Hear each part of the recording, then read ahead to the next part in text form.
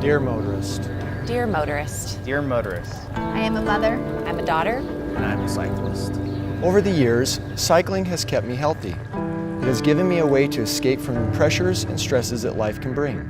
I am out there riding my bike to stay healthy, to enjoy the beautiful place where I live, and simply because I love it.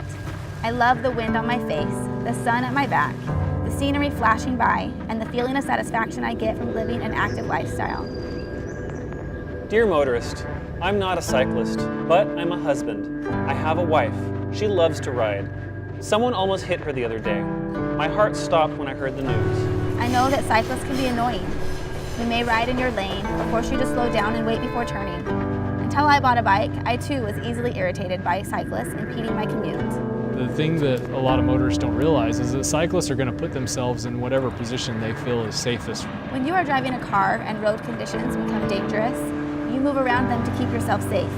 It is the same with cyclists. I've taken a right-hand turn in my car and nearly missed a cyclist I failed to see around the corner. I've been cycling in the shoulder of the road and almost hit by a distracted driver. I live on both sides of this discussion. I recently had a good friend of mine killed while riding his bike. It was tragic and unnecessary. He was too young to die. My friend lost his life doing what he loved, doing what I love. He had a wife and 4 kids. I want to be there for my family. He no longer can be. It is easy to feel invincible, like you are the exception to the rule, like it would never happen to you or to somebody you know. In an instant, his wife and 4 young children's lives were changed forever. And not just theirs, but the life of that motorist will never be the same either. I think that's everybody's worst fear, is actually having taken someone's life or even injuring somebody. I can't imagine the guilt I would feel, not only for the person that I injured, but for everybody else in that person's life. My friend does not have to live with that memory every day, but the driver who hit him will live with that guilt every single day for the rest of his life. I've had a really hard time getting back on my bike since the accident because I'm afraid that every car I hear coming from behind is going to hit me, and I just don't want to ride that way. I am at the mercy of the motorists I am sharing the road with. You are bigger than me. You are traveling faster than me. If we collide, my chance of injury is 100 times greater than yours. Every single person's life is worth a few seconds of your time. I understand where cyclists would be angry with the situation. I understand where motorists get frustrated with slower moving objects on the road.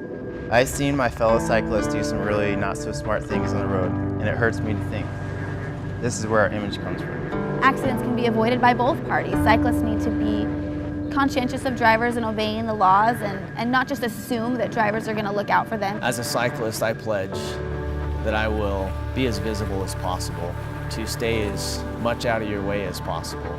I've made a new commitment to myself. I will stop the distractions when I'm behind the wheel. Please slow down and drive cautiously.